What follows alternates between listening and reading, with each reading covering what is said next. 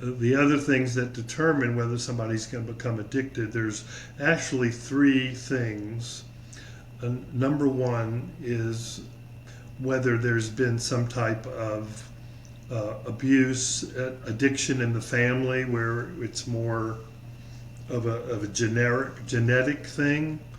If there's there's addiction in the family, if there's any kind of abuse or trauma in the family, that's number one. Number two is attachment styles.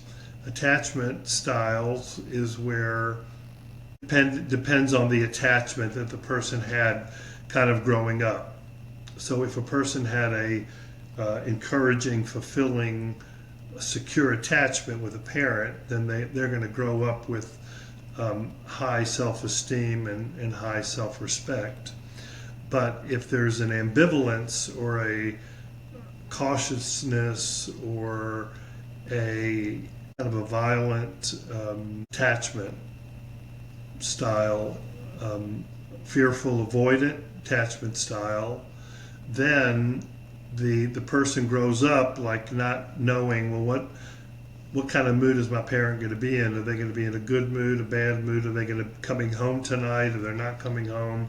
And so you grow up with this attachment of not being sure whether we can feel safe.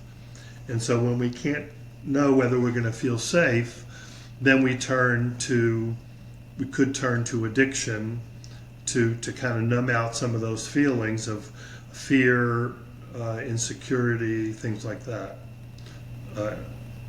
Anxieties, things like that. And then number three is the idea that let's just take sex or porn addiction, for example.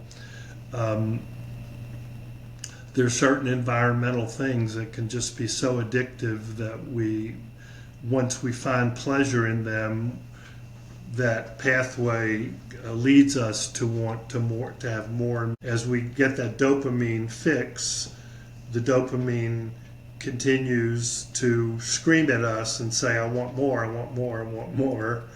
And therefore we keep doing those things which we eventually find to be destructive sometimes.